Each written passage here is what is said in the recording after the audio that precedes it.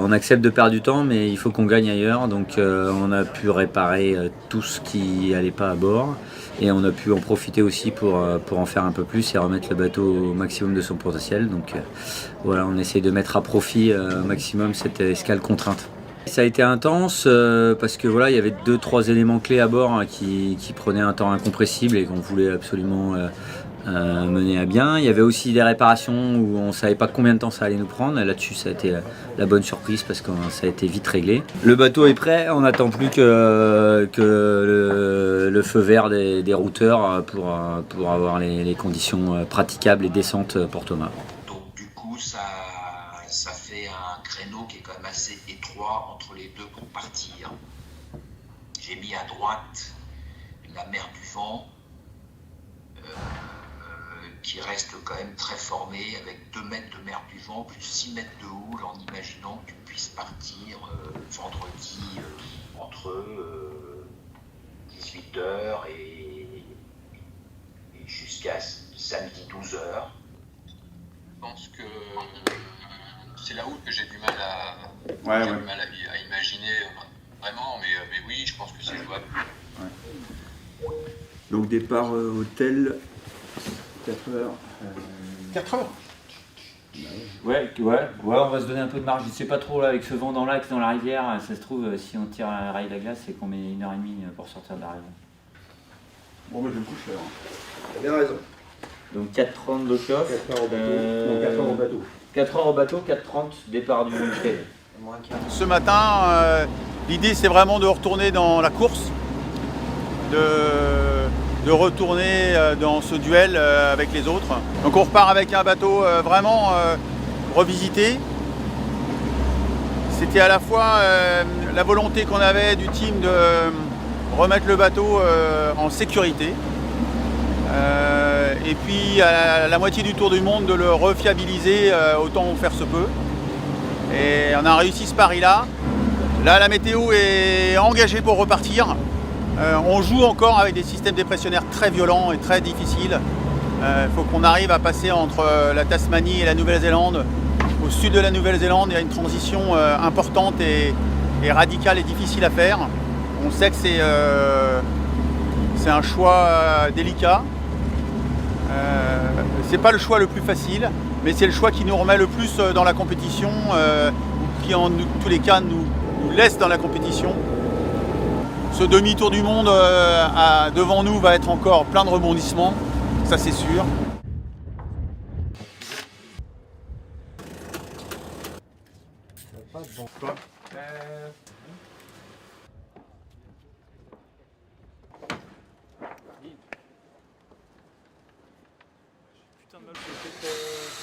Ouais.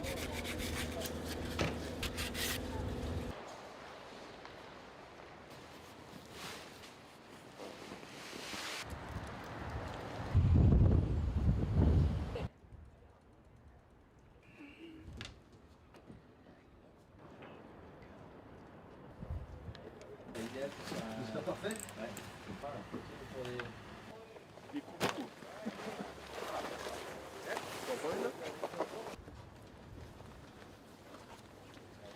Ouais.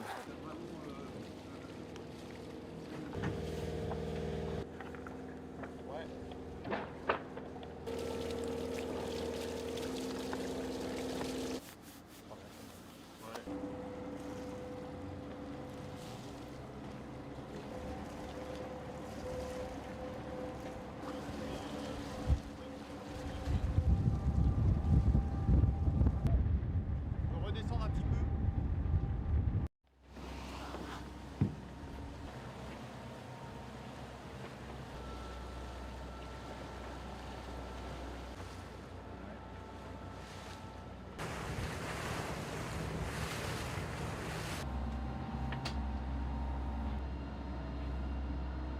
On va chercher. Entre les deux trucs et...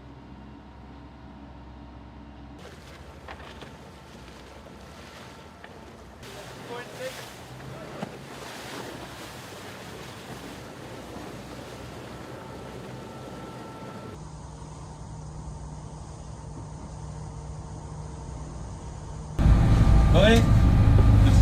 C'est pas ce qu'on voulait, mais bon, écoute, c'était quand même une belle escale. Voilà.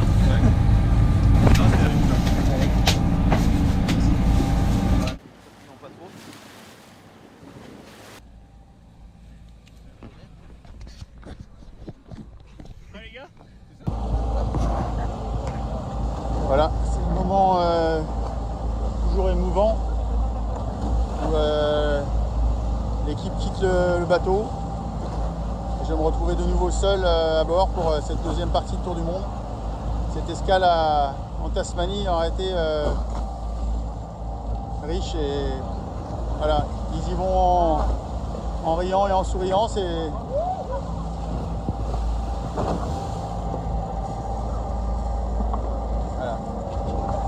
le moment fort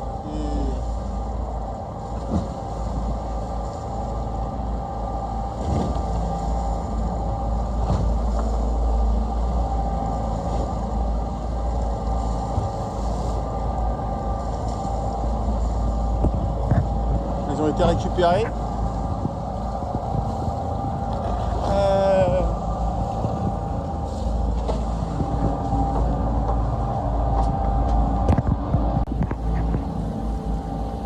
Moi, c'est pas encore parti. Je suis en train encore de descendre la rivière qui descend de Hobart jusqu'à la pointe sud de la Tasmanie, le long de cette grande falaise blanche. Je suis entre les fermes de saumon, énormes fermes qui sont offshore là. Et dans quelques minutes, je vais effectivement m'écarter de la côte. Mais pour l'instant, on voit encore les grandes falaises de Tasmanie.